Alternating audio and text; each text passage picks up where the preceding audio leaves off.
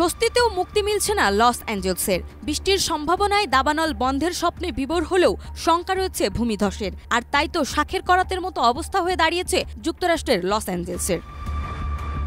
2 সপ্তাহেরও বেশি সময় ধরে ভয়াবহ দাবানলে পুড়ছে যুক্তরাষ্ট্রের ক্যালিফোর্নিয়ার অঙ্গরাজ্যের লস অ্যাঞ্জেলস। সেখানে দাবানলে পুড়ে ছাই হয়ে গেছে হাজার হাজার ঘরবাড়ি, গাড়ি ও অন্যান্য অবকাঠামো। অবশেষে সেখানে বৃষ্টি হওয়ার সম্ভাবনা তৈরি হয়েছে। সিল্কোর সিল্ক অ্যান্ড শাইন, যাতে আছে আর্গান অয়েল ও ওট প্রোটিনের গুডনেস, যা আপনার চুলকে রাখে হেলদি অ্যান্ড শাইনিং। দেশটির আবহাওয়া বিভাগ জানিয়েছে, স্থানীয় সময় 27 জানুয়ারি থেকে শুরু করে 31 জানুয়ারি পর্যন্ত বৃষ্টি ও কিছু কিছু জায়গায় তুষারপাত হতে পারে।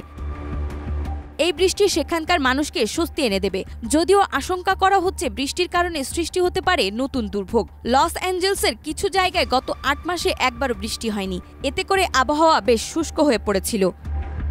জাতীয় আবহাওয়া বিভাগের লস অ্যাঞ্জেলস অফিসের আবহাওয়াবিদ অ্যারিয়েল কোহেল সিএনএনকে বলেছেন, বৃষ্টি না হওয়ায় লস অ্যাঞ্জেলসের মাটি সিমেন্টের মতো হয়ে গেছে। ফলে বৃষ্টি হলে সেগুলো তাৎক্ষণিকভাবে গড়িয়ে যাবে। তবে যদি বৃষ্টি ধীরে হয় এবং পুড়ে যাওয়া অঞ্চলগুলো পানি শোষণ করে নিতে পারে, তাহলে বৃষ্টি উপকারী হবে।